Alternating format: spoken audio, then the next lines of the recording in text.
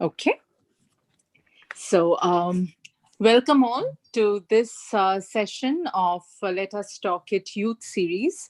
And we are extremely happy that you have been with us all from the very beginning that we started. You have been pouring with feedbacks and questions and topics. So we are very honored, and we hope that in a very small way we are able to help or just put out forward whatever the youth's perspective on a certain topic. So, with that, we begin today's session. And if you are a parent or you're a youth and you want to, participate, attend the webinar or be, participate in the webinar to be a guest speaker, please email us at webinar@letustalkit.com, and we all go live on YouTube, Facebook, and LinkedIn as well. And all those who have joined us on Facebook, LinkedIn, and YouTube, we welcome you. Please write your questions, feedback, comments, anything that you have on the comment section. We will take up your questions at the end of the session during the question answer session. So with that, please do like our page also, Let Us Talk It Webinars on Facebook and YouTube. Spread the word. It's a knowledge sharing platform, and we would love to have more participants and attendees in these webinars. So today's topic is importance of extra or co-curricular activities. For example, spelling bee, geography, GOB, or the other Olympiads and any of the other things. So what is important of this? The extra or co-curricular activities are designed and balanced with academic curriculum so that every student gets to learn something or develop some skills beyond subject. As a general concept, they are meant to bring social skills, intellectual skills, moral values, personality development, and of course, an overall character appeal in students. Um, it wouldn't be not wrong to say it's a very important aspect of a student's life. But in this webinar, we are no way judging whether extra or co-curricular activities are good or bad. But as we always do, our goal here is to bring a topic and give the youth perspective and what is their take on a subject or area that they are integral part of. So this is our way of connecting with you and showing our the youth perspective on any particular subject. But today's panelist to present this webinar, we have a very special group of students here. It is said that with ordinary talent and extraordinary perseverance, all things are attainable. So this week, our more senior youth, they were a little busy, they had classes. So now we were left with an 8th grader, 10th grader, and 11th grader. And you won't believe how much of effort they have put in, and they were like, okay, we can run the show and we'll do it. And that amazing panelist today we have, for the first time, he is joining Ram Doshi Bhatla. He is an 8th grader. We have, and he's multi-talented, no doubt about it. We have the quiet but extremely talented Pranav Arkatala. He is 10th grader. And we have the quiet and little introvert, I think, the 11th grader Mirwan Malakapalli. So with that amazing panelist, over to you, Pranav, and over to you, Ram, and he is also the moderator. Ram is the moderator. Extremely happy to have you guys. Please, over to you, and let's start the webinar. Thank you, Auntie. Hello, everyone, and welcome to this week's webinar. And the topic today, as Jill and Auntie said, is importance of extra and co-curricular activities such as Spelling Bee, Math Olympiad, Science Olympiad, and GOB, and others as well. On to Pranav to talk about our agenda today. So first, we introduce our panelists today. Next, we talk about the different activities and competitions that are common to everyone. Then we mention the importance. Then here we talk about whether or not students are willing to do something and share our personal experiences with this. And finally, we address any questions that are present in the audience. So on to me. Hi, everyone. My name is Pranav Katala, and I'm 15 years old, and I'm a rising sophomore at Lambra High School in Georgia. A club that I attended was HOSA, which is a Future Healthcare Professionals Club, which includes events like medical terminology and etc. And there's also other stuff like HOSA blood drive that you can do in there. And my hobbies include reading books, playing basketball, and singing. And on to Ram. Hi everyone, my name is Ram Dosbatla. I am 13 years old and I live in Centralville, Virginia. I'm a rising 8th grader and currently go to Rocky Run Middle School. My hobbies include learning about neuroscience, learning about data science, Telugu, and singing. During the pandemic, I wrote four courses, 2 of them being certified from Harvard EDX and Johns Hopkins, and 2 of them being archived from MIT EDX and Stanford Online. Some clubs I have attended previously include Marl UN, which is a debate club where our current generation talks about problems that we might need to face in the near future. And another club that I'm going to attend this year is NJHS, which is a National Junior Honor Society, and this is a volunteering club. So we go to local areas and help out there. And also, I'm a national level Telugu champion and also have a Telugu book that I'm going to publish later this year. On to Marwan to talk about himself. Hi guys, I'm everyone. I am a rising junior at Lakeside High School, so in Seattle, Washington. Mirwan, your voice is breaking. Something has happened. Oh. Can you check, please? And can we have Mirwan's slide? Is this better? No.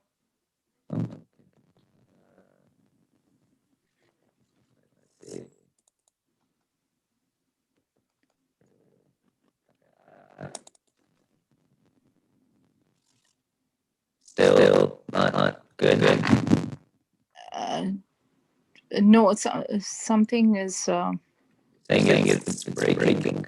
Yeah, breaking and some peculiar noise is coming. Can you just quickly log out and log in? Will that help? Yeah, I can try that. You guys. Yeah. And please, the others, yeah. You can go with the next slide. Yeah, and Mirwan can come back in 2 seconds. Okay, Karthik is saying he should take off his earbuds. Just let's give few seconds, Mirwan, to come back. Then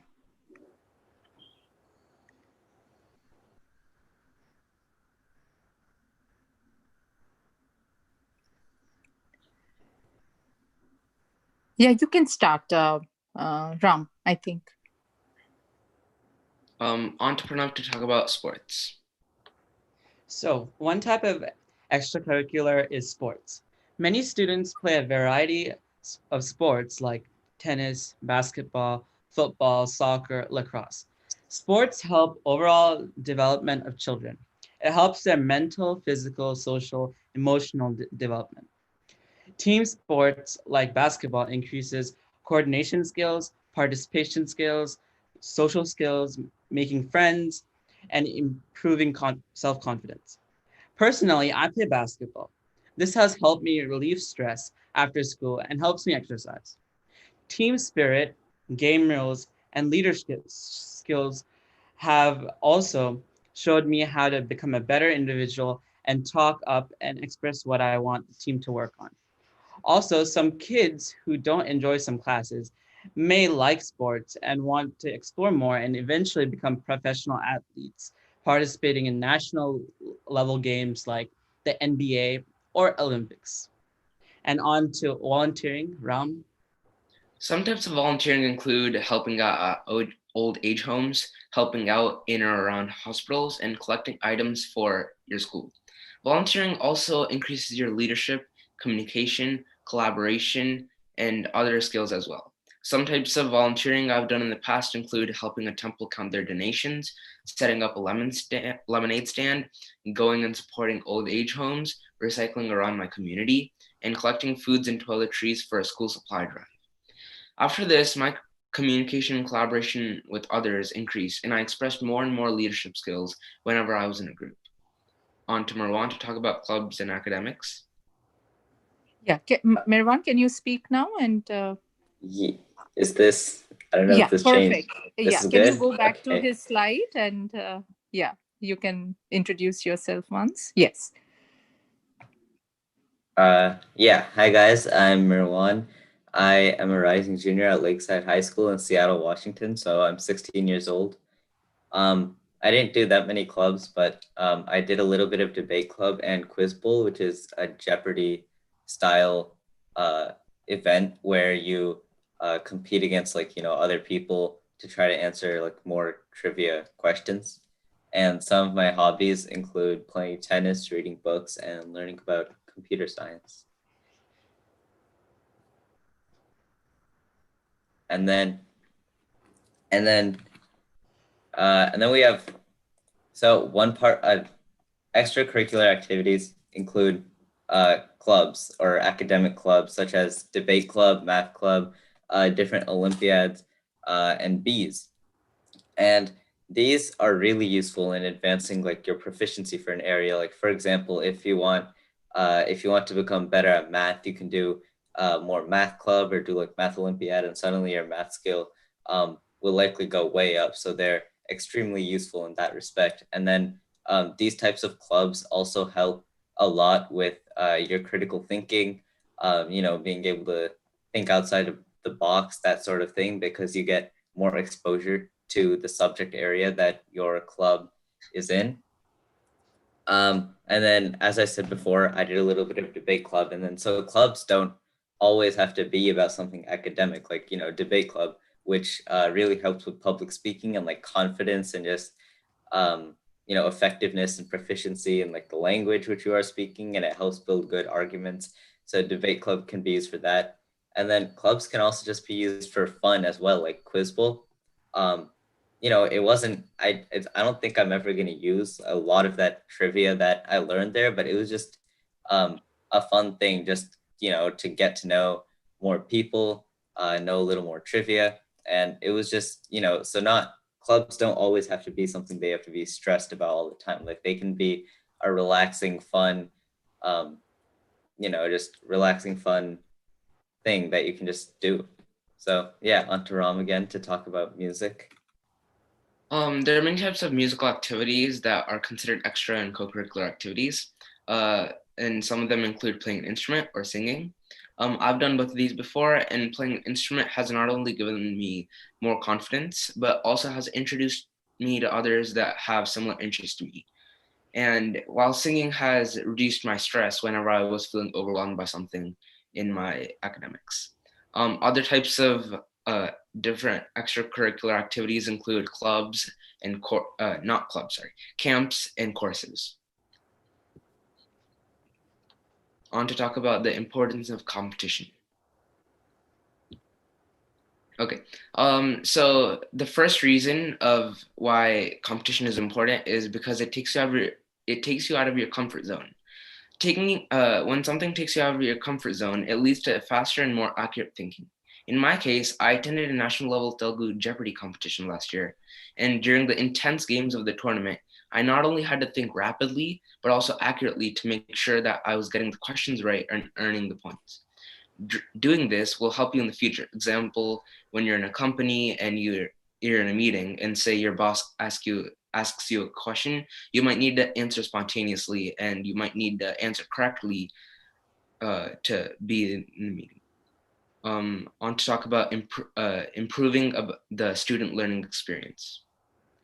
So competitions help in supplementing students' curriculum. They help in problem solving, reasoning, critical thinking, and boost self-motivation. When students compete with their peers, They learn a lot of skills needed to succeed in any future work. On to developing inner talents.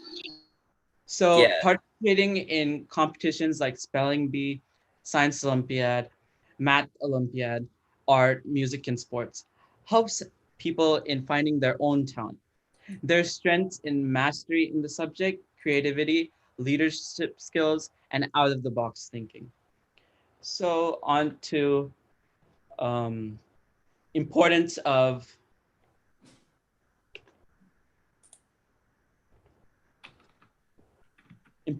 activities. The first important reason why activities are very prominent is because it promotes team building. Team building team building is a very important skill that many adults need in their day-to-day lives. Activities increase this when you are working with other people in a club or a camp. One instance of when I practiced this is when I was in Model UN. And in a debate, I was teamed up with other people. So in order to get my idea across, I had to collaborate and express our ideas when presenting our side of the argument. On to talk about better time management. Yeah. So activities can also help you better with time management skills. For example, when you do activities, the time that you commit to the activities, you'll have to monitor that along with any other additional like schoolwork that you might have, and so that really helps you develop certain extremely useful skills such as like not procrastinating, which like countless people in high school and really just anywhere struggle with.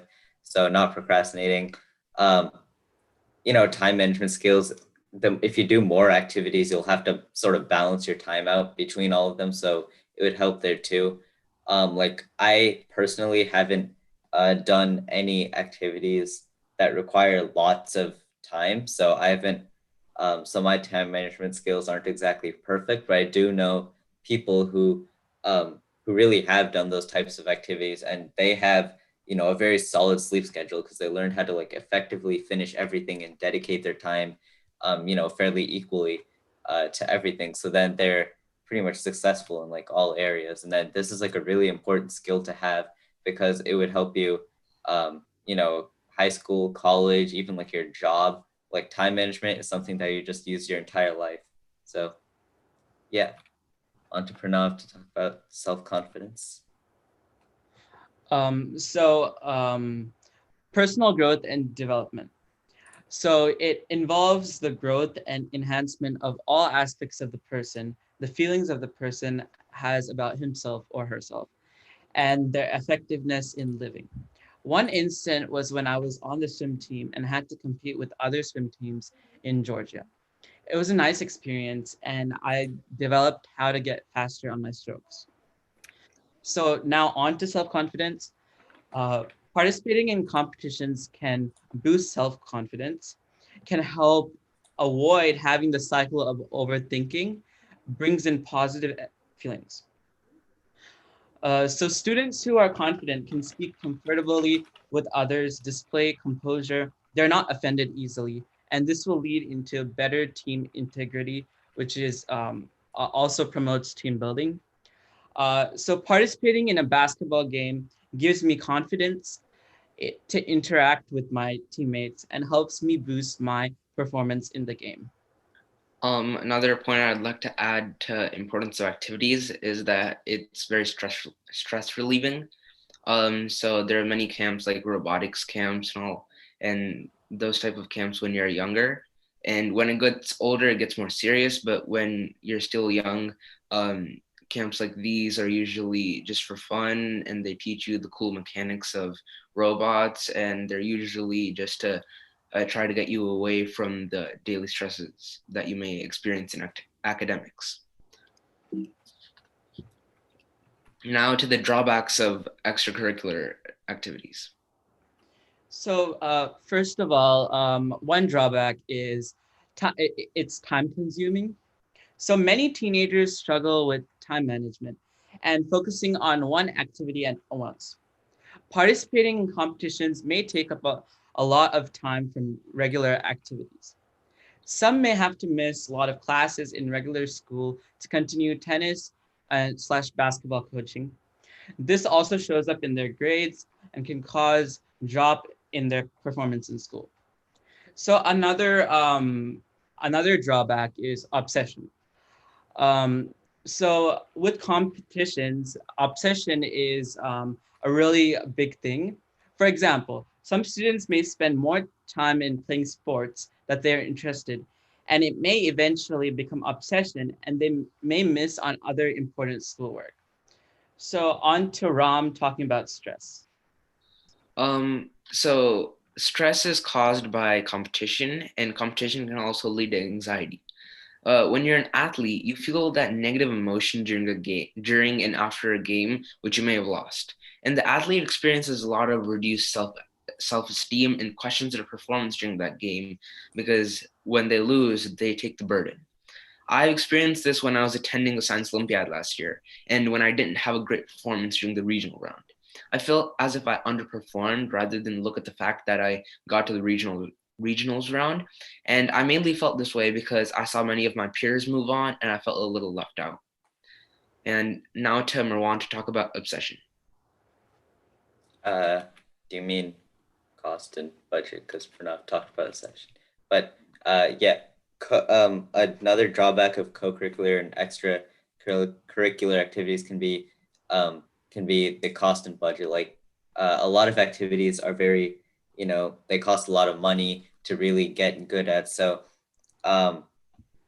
this can especially be an issue if you're involved like seriously in multiple activities. Like for example, I play tennis, and a lot of the tennis lessons or tennis private lessons tend to cost a lot of money, and then so you kind of have to watch out to make sure that you're not spending too much money on a certain activity, because if you get too far into it, it can be really, really cost consuming. And so yeah, onto drawbacks of extra and co-curricular activities.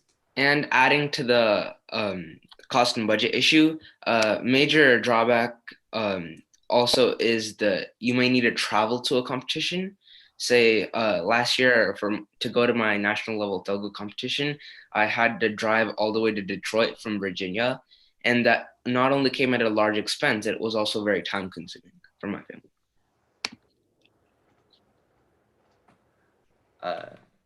Yeah, so a drawback of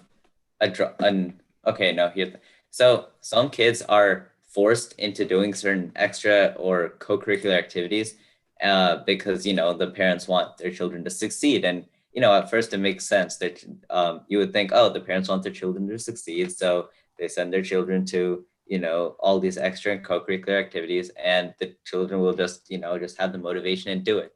But unfortunately, it's not that easy, because essentially what happens is kids don't exactly like to be forced to do things. They would rather figure it out on their own and sort of do it themselves. So when you force a kid to do it, it just kind of like decreases their interest in that subject area as a whole, and they start, even if they wanted to do it in the beginning, they start wanting to do it less and less, because the pressure that the parents are putting on the kid just kind of like decreases their interest and their whole motivation for the thing. I don't think I have any experiences related to that, but I do know some people who were forced to do things, and even though they're they're really talented, they're really good at it, they just don't like it anymore, and they've lost all interest to get better. And so that can be like wasted potential or wasted talent. So yeah, on to Pranav to talk about the benefits of when kids voluntarily do it. So there's no pressure involved when students compete voluntarily. When there is freedom, students will explore and excel at the competition. For example, I love to sing, so I participated in a national level singing competition. I did it without any force, so I enjoyed it, prepared well, and participated. I was one of the youngest and was a finalist in 15 plus age group. This built my confidence, and I'm planning to participate more and improve. Sometimes if anyone chooses an activity that they feel is not beneficial and he or she cannot make willing and knowing decisions about his own care, they can experiment and select something else they're connected to and had passion for. This brings in more clarity what they can do or not do. So in my case, I have an example of when I felt forced to do something, but later realized the benefit of it and became voluntary to it. So as I've said before, I have a hobby and passion on learning about neuroscience, but never I really had a proper resource to study from. So I was always like searching up things, and I was always on the internet. I never had like a proper orientation. And so I went to sites like Khan Academy and others, but there's only so much I could learn from it. And then after some time, after my mom researched about some courses from prestigious universities, my mom asked me to do this because she identified my potential in this area. But at first I was reluctant because I thought it was overwhelming for my age. And but what once I started doing it, I understood my ability and loved doing it. So all the courses that I did after it, including data science, I voluntarily did them and felt greatly benefited from doing them. And now on to the takeaways for this session. So the first takeaway from our session today is that kids should try new things even if their parents are forcing them at first. Many children lose interest in the fact that they're being pushed to do something, as Marwan said earlier, and some people would rather do it by themselves. For example, a kid who is very talented and passionate about math could completely be going against going to a competition like Math Olympiad or Math Bowl just because their parents are forcing them. If they were to find about the if they were to find out about the competition by themselves, they would have probably been much more willing to do it by themselves. And also, in my case, I've never been forced or pushed to do anything, but just nudged in the right way when I wasn't able to comprehend the benefits of what I was going to do. So, kids, try new things even if your parents enforce them, because it isn't for their benefit or well being, it's all for you.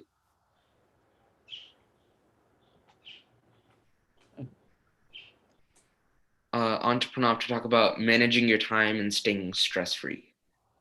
So when you're managing your time well, you're going to like have like more stuff to do, and it makes you stress free, and you probably are inclined to do well in like a subject like um, math, or because your stresses are away from you, and you're not like for example, I I manage like 2 hours. I do I just like do schoolwork, and then after a while uh I just like manage my time like with other things, like just keeping like including like a daily exercise that I do. And then after that I go into all like my academic all the like math, science, and then I just like manage my time like that. um so that's what I feel about managing your time well to stay stress free. On to Marwan to talk about number 3. Yeah, so a third point is to sort of not like just have healthy competition with other people. Like for like if you're going to, a spelling bee or like a certain Olympiad or something like that, like you don't want to have the competition become like extremely toxic in a way to the point that it just kind of overwhelms like you and like um possibly your mental health and could like affect your performance in the competition. So what you do want to do, however, is have this sort of like healthy competition with your peers, where you learn from each other, and then uh, that helps you and your peers get better faster than if you try to constantly like bring each other down or something like that. So yeah, just make sure that you can just make sure that you and your peers have like this sort of healthy competition. So yeah, back to Ram to talk about being open to your parents about your interests. So the fourth takeaway today is that you have to be open to your parents about your interests. So being open to your parents is something that many kids don't do, whether it be because of their fear or lack of confidence to talk to them. I've been lucky enough to be open to my parents with them actually listening to my interests. If I wanted to do something, they never restricted me, while if I didn't want to do something, they quickly convinced me by representing the benefits that it presented. So being open and talking to your parents can only benefit you and show you the right way. On to Pranav to talk about number 5. So making sure that academics is your top priority, because you need those skills in whatever career you want to pursue in like later in life, like being being a computer science engineer, or um, or having um, or having a doctorate like in neuroscience. So like um, try like try to like always work hard on those topics, whatever you're like doing, and just try to add try to practice um, try to practice those concepts every day for like one or like 1 or 2 hours. Like just keep like 1 or 2 hours for math, then 1 or 2 hours for like science, and then after that you can distribute your work, and you can you can make that like in a way that you can achieve many like greater stuff in your life. Yeah, just adding on to that a little, like just to clarify, this doesn't mean that you shouldn't do like extra and co-curricular activities. It's just you shouldn't dedicate so much time to them that they detract from your academic performance, because majority of the time the career that you go into is based off academics. And if you are like national level or something in a sport, then but then by all means go for it, but you have to be like exceptional. So yeah, in general, try to make sure that you focus more on academics, but don't give up extracurriculars unless they're taking up too much time. So yeah, now I'll talk. And then last thing is just just follow your passions. Like if you see something and then you decide that you really like it, just just keep going on with it. Like Ram earlier was talking about how he really liked neuroscience and he went ahead with that, and that's like a great thing because I mean, I don't know too much about Ram, but but that is probably going to end up really benefiting him in the future. Like I know I developed an interest for computer science in middle school, and then I just sort of followed that, and now I really like computer science, and I probably want to go into something career based just off of computer science. Um, so yeah, if you do something and you just inherently like it or like are passionate about it, then just like go through with it and just keep on going, because you never know how much it could possibly benefit you like later on in life. So yeah.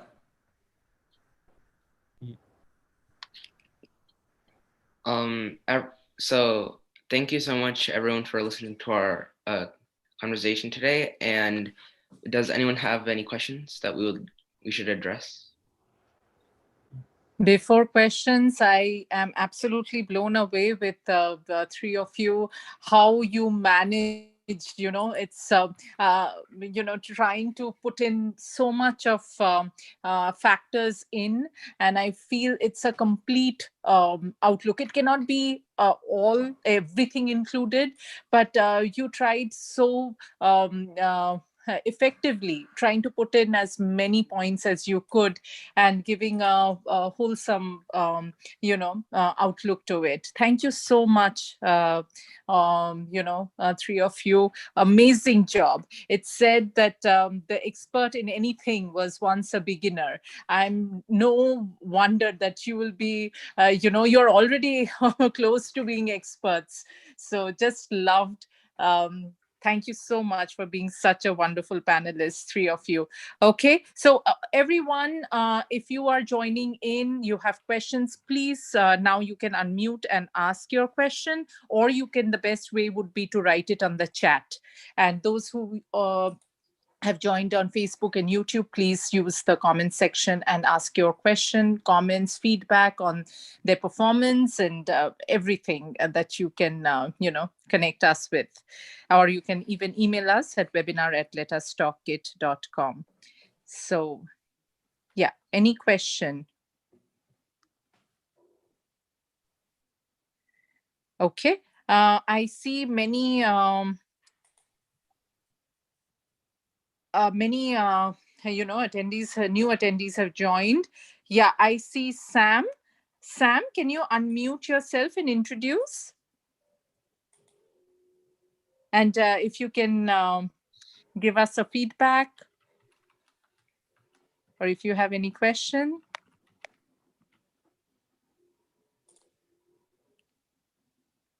Yeah, good afternoon. This is Sam. I happen to be friends with Mr. Srinivas. That is how I have joined this group. And it is very inspiring to hear from, these kids. And I have a teenager at home, and I would like him to be part of this. Thereby, he can as well contribute of his experiences and share his knowledge base as well in the next coming days. So you guys are doing a great job, and Thank you so much. Thank you so we much. keep working on Thank it. you. And we being elders, we have a lot to learn from you guys. What goes through your mind and what your plans are, what you're going to be doing. So we wish you all the best, and we are here to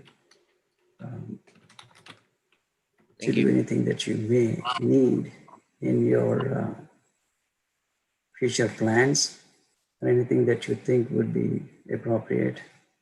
And I think more than anything, I think me being on this call for the first time, it blows my mind, knowing what goes through your kids' minds and what your plans are, what your goals are, what your desires are in your future. I think I would like to continue to be part of this, listening to this, and be able to impart the same thing to our kids as well. Thank you. Thank you so much, Sam. Like these, feedbacks are so encouraging for the kids as well as for us. And we would love to have your kid in the group. And we hope that he'll be joining and he'll enjoy too. Thank you so much. Thank you. It is one thing I can tell you. This is very unique. I think the times that we live in, and we would not have thought about having these kind of conversations if we were not into this pandemic. I can tell you in many ways, these things have done good for us as well. Absolutely, cannot agree more. I mean, we have slowed down, we have connected, and it's our, utmost desire to do this connection. Thank you for hosting these kind of meetings, and appreciate all your time. And every minute of the time that we spend here is useful, I can tell you that. Thank you so much. Absolute pleasure. Thank you. I see. Wait, can I answer the question that's like in the... Yes, I'll just read the question. It's from Naveen Bonagiri, right? Yeah, you can go ahead.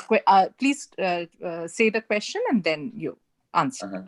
Yeah. So the question is, how can extracurricular activities help get premier institutes? And the answer... Getting into premier institutes. Yeah.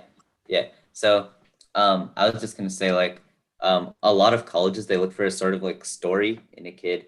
Like they would rather Honestly, they would rather see a kid be really, really into one sort of subject than, be like all over the place. So the thing with extracurricular activities is, let's just say, for example, if you're like me, if you're really into computer science and you do a bunch of extracurricular activities relating to computer science, it would show like, the college, it would show colleges like it would show colleges your real passion for computer science. And then they would be able to tell like, what sort of student you are and that kind of thing. So like, because honestly, like colleges, they don't spend that much time on your application. So you have to make it, like stand out in a way. And I think the best way to do that and tell like an actual story about yourself is to sort of dedicate a lot of your time to like one specific thing that you really like, and then do a bunch of extracurricular activities like sort of related to that, and then that would really help in getting into these like premier institutes. Adding on to what Marwan said, I completely agree that you have to be focused on one thing. Say you want to take some advanced maths in college. So you have to show that you have done either a lot of math competitions before, or you have to show that you excelled a lot in the few that you did. And you have to show that by expressing that you put a lot of effort into it, and you have to really show that by doing a lot of these extracurricular activities. Yeah. Absolutely. Thank you. Thank you so much for the question. We have another. I have noticed that you explained how our drive should mainly be towards academics, but we should have extracurricular activities as well. So should the extracurricular activities mainly be about the field that you want to go into as your career, or maybe just, what you like? What he meant was Akshat Arora asked this question. Yeah. Yeah. So I was just gonna say like, yeah, good question. So I think if like by high school you already know where you want to go into as a career, like that's great. And if so, then I think at least like you should have at least like one or two activities sort of related to or kind of like dedicated to whatever you want to go into as a career. I mean, you can do other stuff as well, just for fun. But if you already know what you want to go into, then like, yes, then it like should mostly be about what you want to do as a career. If you don't know what you want to do, as a job, then that's fine. Then that's fine, and you can just sort of, do whatever feels fun to you, and then you can try to develop like a more broad story. Like maybe you're like, oh, I'm a sort of STEM kid, so I'm going to do a bunch of stuff related to STEM. So you can either have like that kind of broad thing, or you can have like a more specific thing where you do activities related around like, the area related to wherever you want to go in a career. So, yeah. Adding on to that, I feel like kids usually tell what they want to do by 7th or 8th grade. If someone decides to do something before that, they're likely to change it. And if they choose later, they probably have to do more extracurricular activities for it. So I feel like after you've majorly chosen what you want to do, most of the activities that you're doing should in turn either benefit what you're going to do in the future or like be related to what you're going to do. Absolutely. Yeah. In relation to that question, I wanted to ask one question to you, Ram, especially because here we have you three who, you definitely do the usual activities, extracurricular activities, or you say co-curricular, as we saw. I mean, as we heard. you when you were introducing yourself. But Ram, definitely your the profile that I'm seeing here about you, that you have you were the champion of Telugu Jeopardy.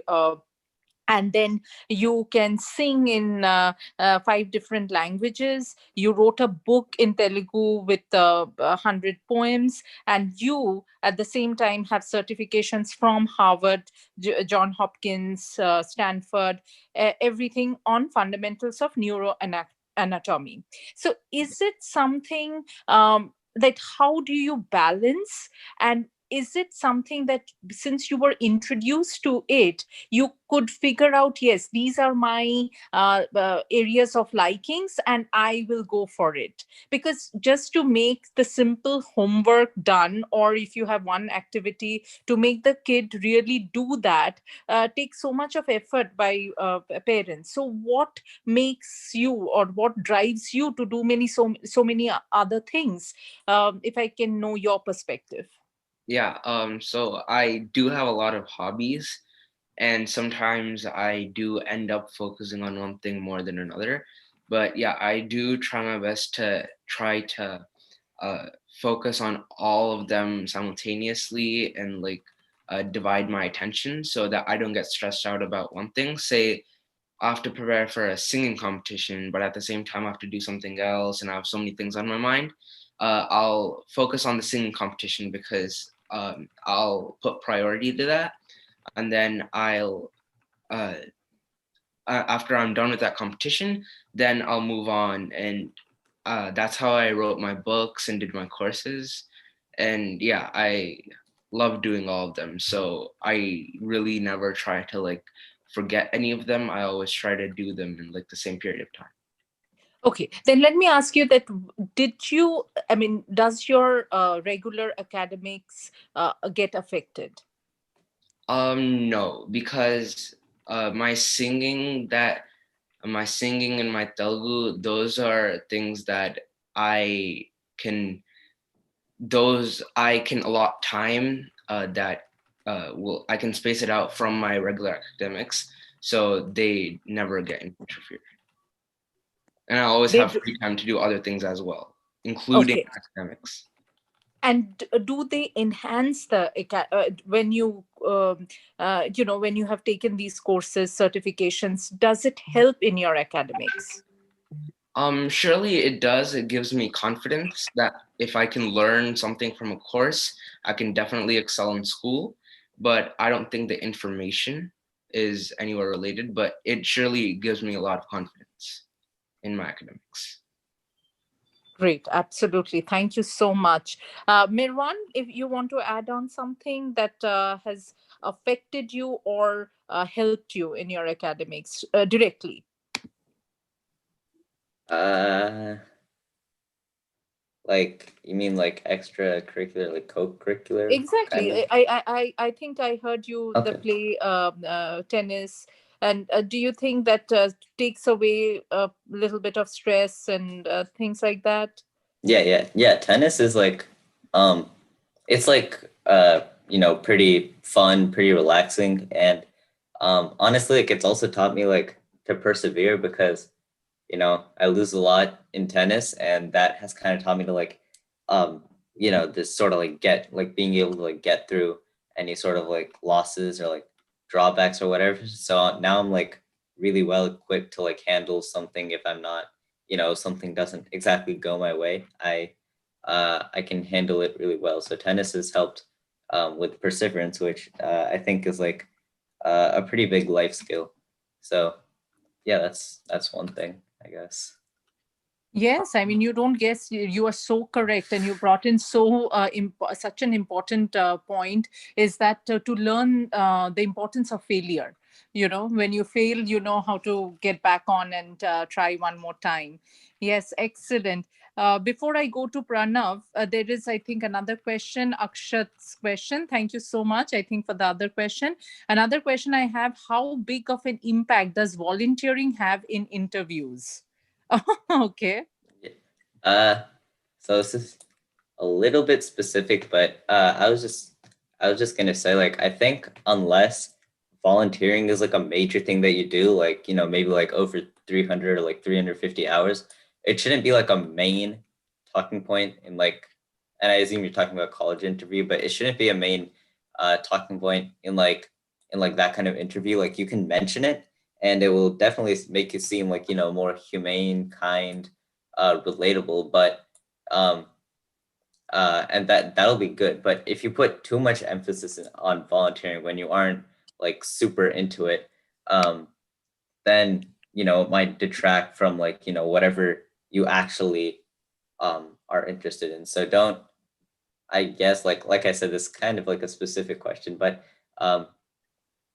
yeah, I guess you wouldn't want to put too much emphasis into volunteering unless you're like, unless, you know, you've actually put in like lots and lots of hours. Adding on to that, if it is a college interview, then what Marwan said is completely true. If it's a job interview, the fact that you did volunteering might not be as more impactful than what you got from the volunteering. As I've said before, volunteering increases your leadership skills, your communication and collaboration skills, and your overall social skills. So that might help you in your job interview when you're talking to the person and showing your talents and what you show that you really know what you're talking about and you really want the job.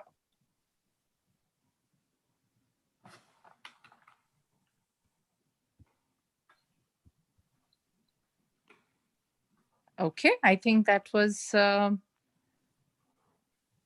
fair enough. And anyone else who maybe is not able to unmute, can you just raise your hand so that we can make you the panelist? And you, yeah, Prabhat, please go. Yeah.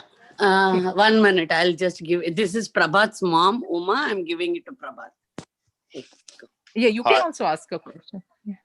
I don't really have any questions, but yeah, like I would like to like point out like what they've been saying before, that like if you have an interest in a subject, like that's what your main focus should be on, because like I guess colleges look for like deep passion in something, because like if they see deep passion, they know that like you have the willpower to accomplish something in an area, which is very important if you want to succeed in the future. Definitely. Yeah.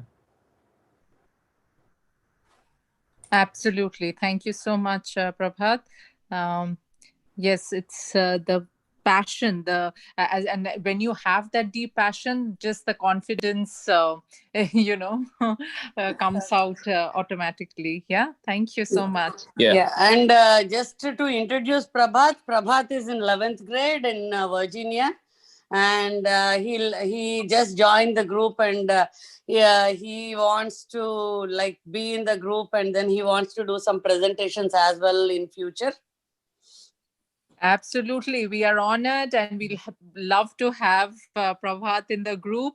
You know, as it is said, great communication begins with connection. So as I always go on saying that, yes, let's connect. You never know what might help. Yeah. And he is very good with robotics, ma'am. Actually, he went to the International World Robotics Championship in Thailand. Wow, so, that's so big deal. he can give more inputs about it. And yeah, so I just wanted him to be on board. Actually, before like when you did the last presentation, I want him to be on board, but he was busy with something else. But I thought, okay, let me do it today. So he joined it. Yeah. Yeah, anytime starting is the most important thing. So anytime, I'm glad that he could join, and we'll definitely have a session with people with students like Prabhat and others who are struggling maybe, or who are excelling in these areas, their perspective. So thank you so much, and thank you. Thank you so much. Thank you. You're welcome. Yeah. Any other question from anyone? But one thing I want to say, and then finish my this thing. You guys are doing awesome, ma'am. Like I really loved the way you guys are communicating, and this teens communication group is very awesome. Actually, an awesome idea, and then very good. Keep it up. Thank you. Thank you so much. We are honored. Thank you. Thank you. So yeah, any more question or okay, one thing that I wanted to ask each one of you, if you can ask, what is that one tip or two tips that you have to what's the most important thing that when you are involved? So sometimes these extracurricular activities are no more extracurricular, they are like part of the curriculum. For example, sports, it's so important, you have to be part of a sport, that's like in the curriculum already. So what is one or two tips that you have that you have to keep in mind while you are in getting involved in these extracurricular activities? If each one of you can give that, that would be great. Like tips to get involved in like an extracurricular activity? No, when you are involved in extracurricular activities, what you have to keep in mind, like to get involved, and when you are involved, then like you said, like, you know, that time management or something else that, you know, when people are thinking, okay, should I join spelling bee or should I join math Olympiad? Or if we are already, they are in these clubs, then what is the one thing that they should keep in mind? I mean, from your perspective, personal. Yeah, I think you should at least just kind of be aware of like the time commitment that you'll have to do to like the activity. Like if you do spelling bee, you'll have to dedicate like, you know, hours to just memorizing like, you know, spellings or like root words or whatever for just a ton of words, and you just kind of have to be like, you kind of have to be prepared for like the amount of, you know, mental commitment and like all the time commitment that's going to be involved in there. So I guess when you're involved in an extracurricular activity, a good thing to keep in mind is like, you know, how much do you have to commit to be like, you know, actually viable at that sort of activity. So I don't know, that's just my 2 cents. Another tip that I have is that when you're joining a club or a camp or anything that involves a very large time commitment, and also say it's like a competition, you have to remember that you should always try to be stress-free. Say it's like a competition and you might not always have the best performance, and there might be people that have more skill than you and more talent than you, and you have to always keep that in mind, and you can't let that demoralize you or stress you out. And I've experienced this before, and I just want to let people know that stressing if something stresses you out, that decreases your performance, and if something decreases your performance, it stresses you out more, and it's just a loop that it's not good to go there. So try not to be stressed.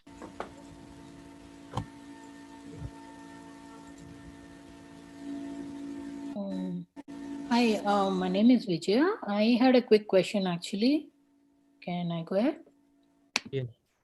Yeah, so my daughter is still not in middle or high school yet. She's a fifth grader. So I wanted to ask, like, from what age does all this really matter for your college or for your, you know, for your applications or in general?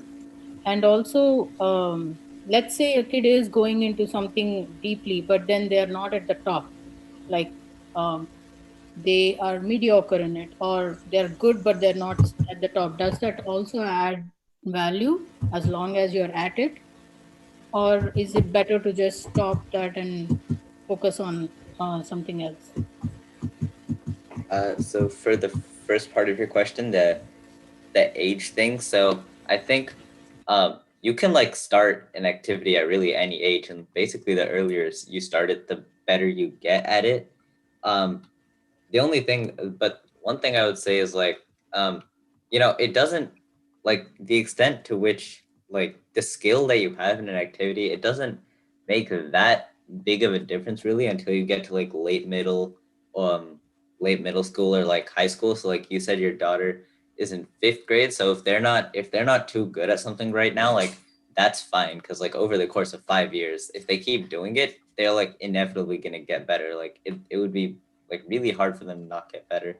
And then for the second part, okay, well, I think it depends by when you say like they're not at the top. I think it really just depends on the activity that they're doing. Like Oh. let's just say, oh yeah, sorry. Yeah, I can give an example. Like my daughter, she's really good at track, but then to be realistic, she may be good, but she may not be one of the top ones in national levels, right? She actually made it to Junior Olympics and all that this year, but to how long can she be in that level? She may not be like in the top, but she may be qualifying every year. So is that something of value, or is it worth spending that much time on that? Because it is a big commitment to, be part of those competitions every year. But toward the end, let's say she does like it and she continues, but she's making it to the nationals but not really winning it. That still add value to what she's doing. Yeah, definitely. Like that, like it doesn't, if you want to get into a college based off a scholarship of track, then you would need to be at like the very top, I think. But the fact that she's making it to national level is like pretty impressive in and of itself. And she's only in 5th grade, so I think she'll like grow even more. She'll get even faster. And yeah, if she likes it, by all means, like, like let her keep doing it. So it's okay to be not in the top and still continue and spend so much time. That's what you're saying. It still adds value to her college applications or whatever she's doing, because it is a big time commitment, and it's not easy to be on the top always, right? Because she is competing with her age kids, so they also equally improve with her. And to be realistic, not everybody can be on the top. So yeah, honestly, like, yeah, national level is fine if you're not, as long as you're not trying to get off like a scholarship of track or something like that, then yeah, it would really add value. So you would say stick with it if, as long as she's interested. Yeah. Okay. And another thing is, it's easy choice when the kids choose topics from STEM, right? Because for parents it's easy because it helps with the career too. But then the kid says, no, I want more like art or some other things that they want to mostly focus on. How do we like balance that off? Like, how do we make sure that we're not forcing things on them, but at the same time helping them to figure out a way that can also help with the career? Because to be realistic, doing a lot of art can help, but probably will not end up in a career. So yeah, I think you need to like you just first need to figure out like the difference between like, like art is, I would say it's more of a hobby than like, like a passion. Like yeah, so you need to somehow find a way to convince them. Okay. Yeah, you just need to sort of find a way to convince your kid that that like, like it's fine if they really like art. Like if they go to like art competitions and stuff, that really helps for like the college application and everything, and like that's really cool. But the problem, like, yeah, like you said, like unless you're like exceptional, it's like extremely difficult to turn art into a career. So you'd have to find, I guess, like something like STEM related, or like, something that could result in like a good job. You have to find something that they actually like. Like, for example, if they're more of like a leader, maybe you could try like, earlier in like high school or middle school, you could try having them like, make a startup or something. I don't know.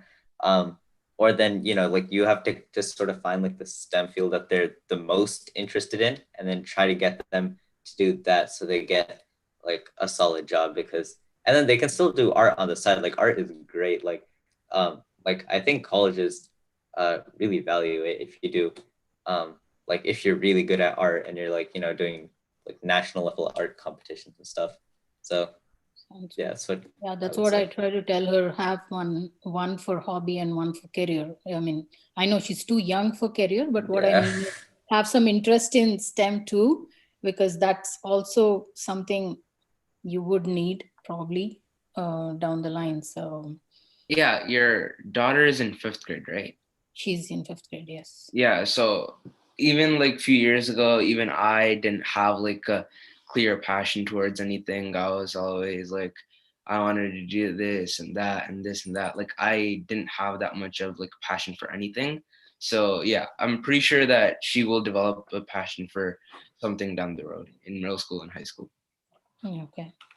Yeah, you don't need to worry about it too much since No, she's not only 5th. worrying, but I just want to be sure I'm not forcing her so she loses interest in these things. So Yeah, okay. I'm trying to understand how to balance. And then, you know, sometimes it means more when it comes from kids like you who they relate to more than from parents. So that's why I wanted to ask that so she can also hear your answer. So Absolutely. Thank you, ma'am, so much for your question. May I know your name, please? I'm Vijaya. Vijaya. Yeah, I can just put in a parent perspective for you. I don't know whether it'll help or not. I faced this, this year, I mean, last year itself. I have a 10-year-old going to 5th grade. So, I mean, now going to 6th grade. So it happened, they have this destination imagination. So they have to pick a topic, science, engineering, or arts. So obviously, being a girl and she loves reading books and everything, she wanted to choose art, something, the topic based on art. And being an Indian mom, mine was to put her or, make her like the science or the engineering topic. So the amalgamation of the thing happened when there were like parts of that you have to create a skit, you have to do some props, and then you have the actual engineering project that you are doing. So then it was said that I managed to ask her, why don't you take care of those other things, the storytelling, the props and everything, can you do that? And while she started doing there, she was very much interested in the main engineering projects. So that's one way, whatever they like, if we can try to put in that feature as important in something, and then from there, if that helps, they can choose what they want. Makes sense. Thank you so much. Yeah. So, Karthik, you have raised your hand. Yeah. Any question? Yeah. No, please. I just wanted to talk about this. So I just wanted to say, like, don't force your daughter just because of someone said one thing. So for example, Moran said it's like a hobby. Like some people might agree to that, some people might not. So like do not force them, because I have experienced it, not from my parents, but like from my relatives, how their kids are like doing so many more stuff than me. I got like very kind of forced to do stuff. But then my parents agreed to the stuff that I love to do. And yeah, so please do not force any of your children to do something just because someone said one thing. Absolutely. Thank you, Karthik, for that honest, opinion of yours. So I'm pretty sure your message would be liked by Vijay's kid. So thank you for that honest opinion of yours, and very true. Okay. Do we have any more questions?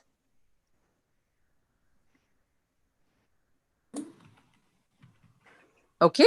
If not, then what we have learned, I think, from all that was discussed, that when these extracurricular activities or co-curricular activities, when it comes like a play, when we can love it, when the kids do it out of their interest, it definitely will create, a difference. It will work pretty good, and they can imagine their success. They can imagine even to reach to that goal much easier, rather when it is forced on them.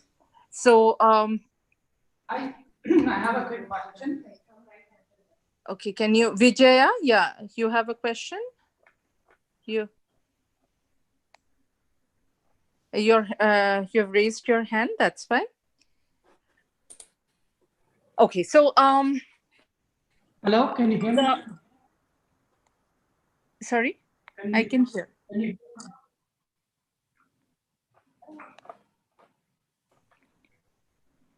Yeah. So yes. Can you hear me now? Yeah, I can hear you. Go ahead. Yeah. So the question is, children who are kind of upper elementary and middle school, 4th, 5th, and 6th, 7th, 8th graders, we try to introduce a music instrument and a sport, as well as some language course into them. Usually that's the period when we introduce these items, right? So as they grew into teens, there are so many other things that will be talked in between their friends, right?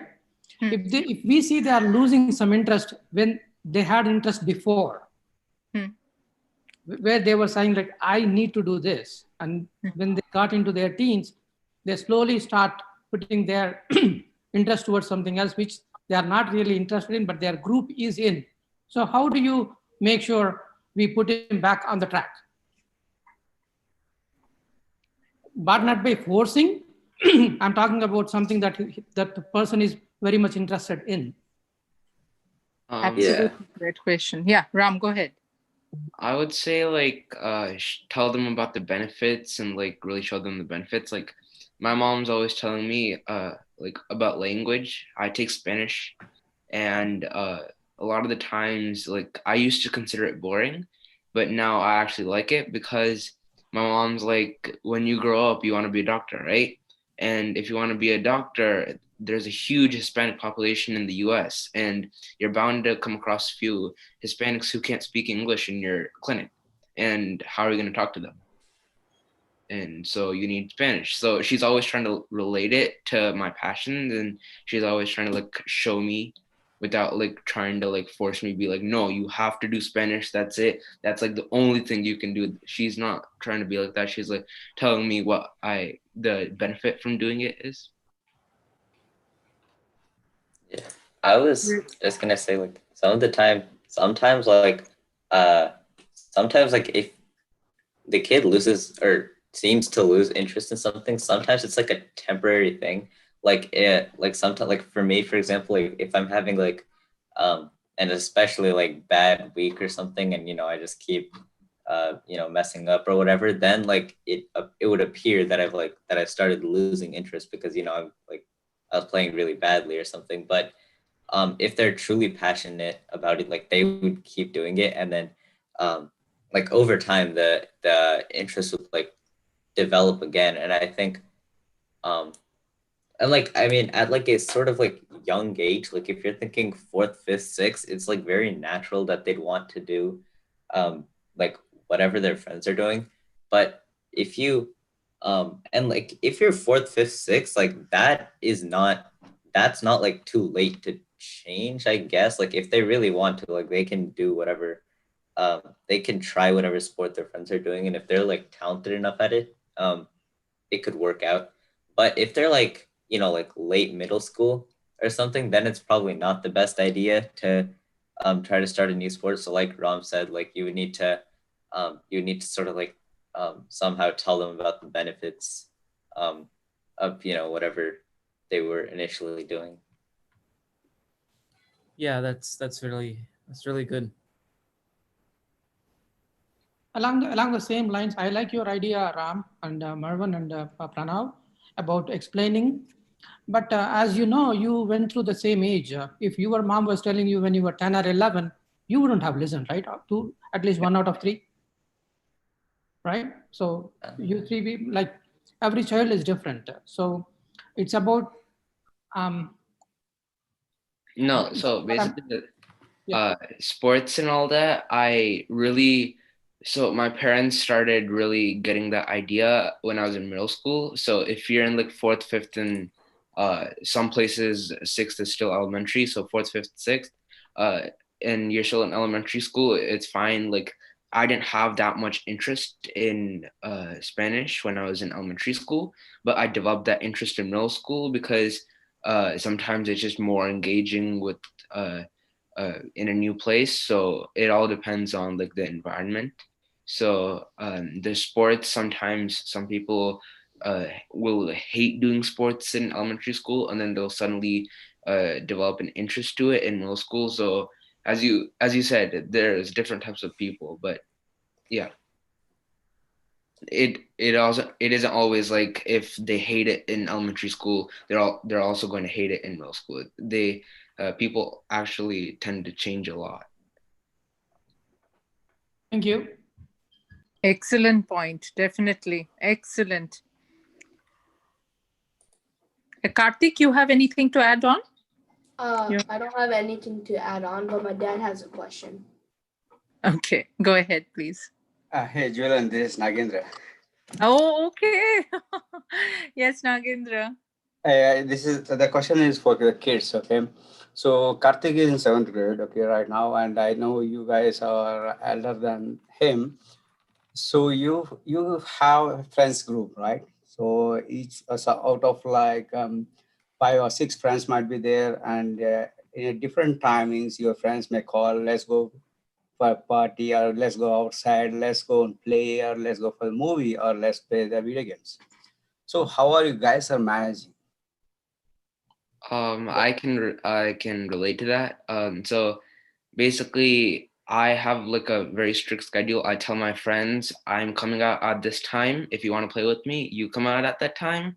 If you don't want to play with me, you play at a different time, but I'm only coming out at this time. So I try to like make them also come out when I'm coming out so that like I can play with them, and also I can play for the time that my parents want me to play. Okay, so is that not affecting your friendship? No, because they have like similar like schedules as me. Like they're also as busy as me. Like their extracurricular activities might be different, but like we try to find like a time, even if it's like say like half an hour a day, or if it's like 2.5, 3 hours a day. Like we try to find the amount of time. Like we know each other's like schedules. Like what day what people have class. Like I know that my friend has a guitar class on this day, so we don't call him on that day, but we call him the next day. So we try to like plan it out the day before so that we don't like interfere with our schedules. Great, thanks, Ram.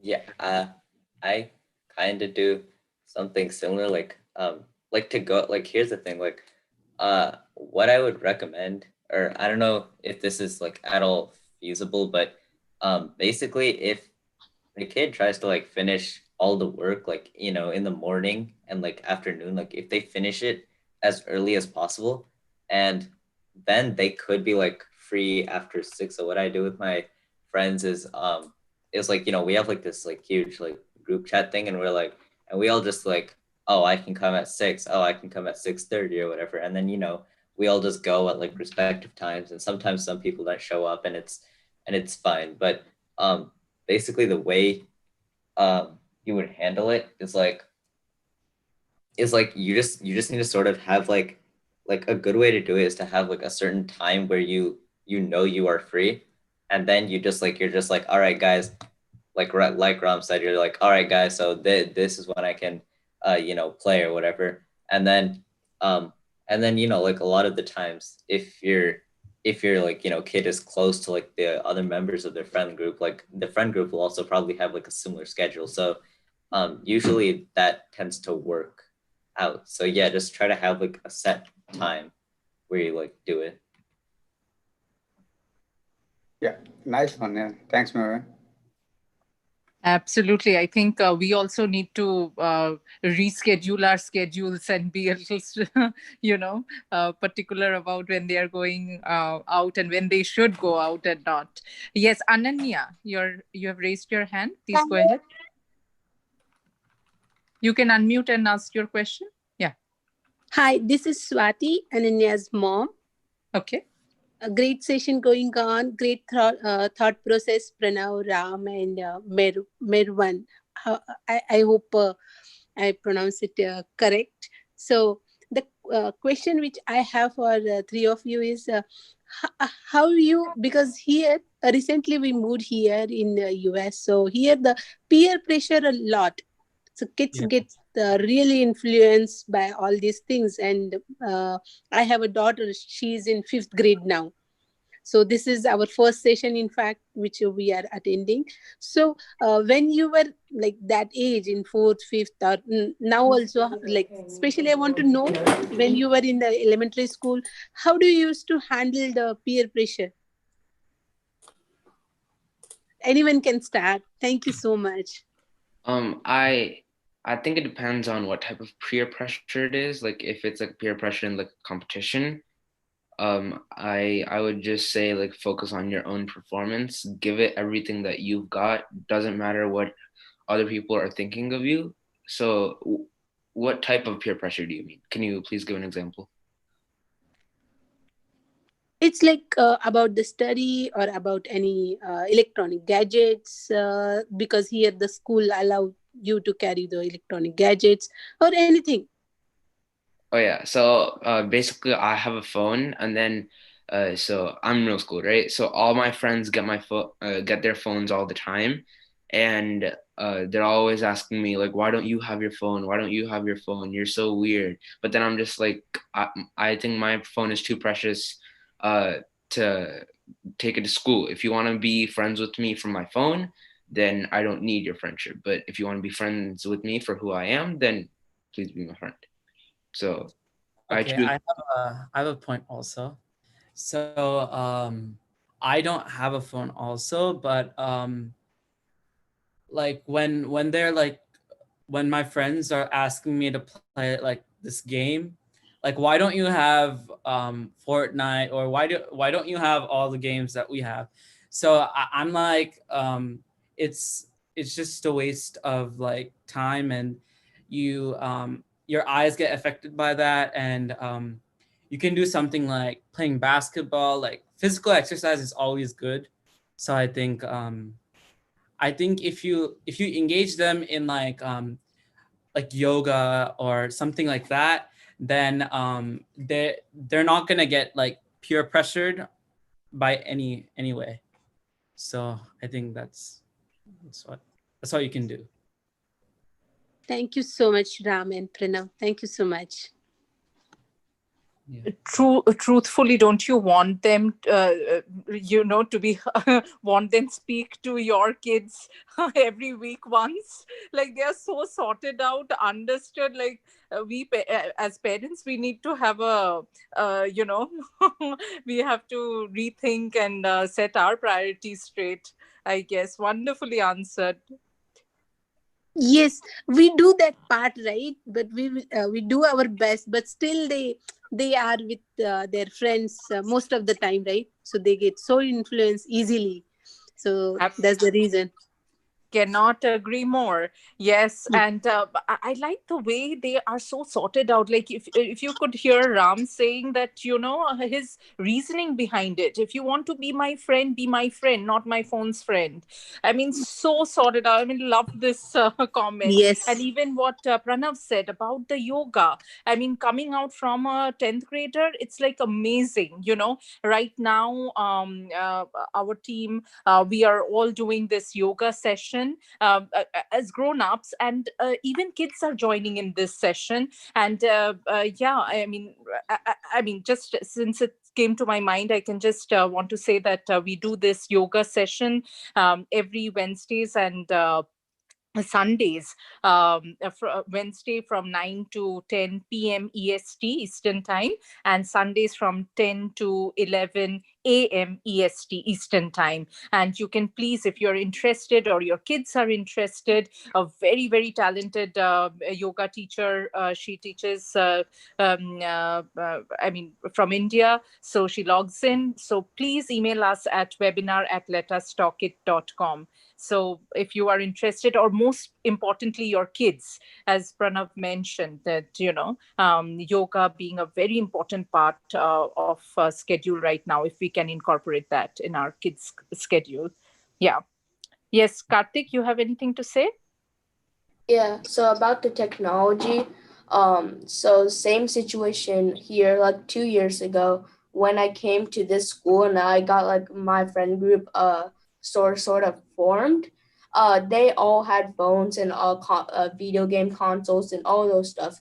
And I always asked my parents if they could get me that.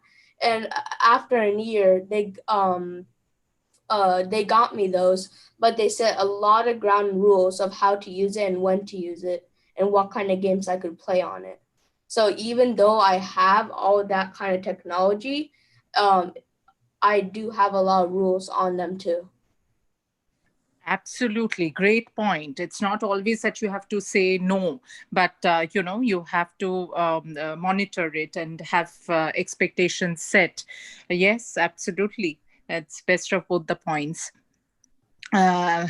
Okay. Any other question or feedback? And I'll let you in a small bit of secret. When this session was being happening, and only 3 speakers were there, I was very I was afraid that will this, the boys, they as it is, they speak less, and can we cover 1 hour of the session? Like, I was a little apprehensive about it. And just look at the time. It's 1 hour, 30 minutes, going to be 30 minutes very soon. And it has never happened. This, it has been 1 hour, 15 minutes. So I guess the conversation and the kids have just outshone themselves, just lovely. Thank you, kids, for being so, showing your views and your amazing session, I would say. Oh no, thank you, Auntie and Srini uncle, for giving us this opportunity. Thank you Thank so you. much. Yeah, and Mirwan had to leave just because he had to join another important extracurricular activities. So with that, I'll just let you all know that we have our professional webinars Tuesday, Wednesday, Thursdays, every day from 12 to 1 p.m. EST. And for next week, we have on Tuesday, the role of storytelling in digital transformation. On Wednesday, we have assuring RPA bots, the promise and the challenges. On Thursday, we have building successful relationship, dealing with difficult people, which is very, very appropriate and needed. And on Friday, we will have this amazing session again with Let Us Talk It Youth series. Please, we do not have a topic set yet, so we would request all parents, kids to please start pouring in your email addresses and your questions or your topics at webinar@letustalkit.com. And I'll quickly see the chat. I have, yes, Jen saying great answers, kids. Karthik, presentations also. May I ask you to let me know the email ID where we can join the yoga session? Please email, Sam Muku, if you can email us at webinar@letustalkit.com. You will get all the information about our yoga sessions every Wednesday and Sunday. Can you have a session where kids can join, but after school hours? Definitely we'll work on that. But this is an hour which we have started during the summer. We have to see what we can do. Yeah, you got your answer. Okay. Yes. So if you, as I already said, if you want to present, if you want to attend our professional webinars as well, it's the same ID, webinar@LetUsTalkIt.com. You can email us, and these are the timings when the webinars happen. So with that, we end this session. Thank you, Ram, Merwan, later on listen, and Pranav, excellent job. We are so proud of you. We end this session. Thank you everyone for joining in, and have a wonderful weekend ahead. Bye, everyone. Thank you. Thank you. Thank you. Yeah, we have still think it is a terrific session and enjoyed being part of it. All the panelists, it was a great session. Bless you all. Thank you. Thank you so much. Thank you. Thank you. It was a great session. Thank you. Thank you. Thank you for joining in. Thank you, everyone. Yeah.